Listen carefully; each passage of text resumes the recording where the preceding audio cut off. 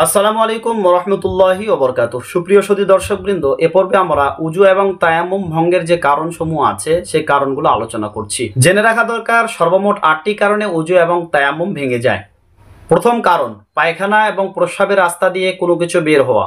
যদি পায়খানা এবং প্রস্রাবের রাস্তা দিয়ে কোনো কিছু বের হয় তাহলে উজু ভেঙে যায়। দ্বিতীয় কারণ, মুখ ভরে বমি করা। তৃতীয় কারণ, শরীরের ক্ষতস্থান থেকে রক্ত, পুঁজ বা পানি বের হয়ে গড়িয়ে পড়া।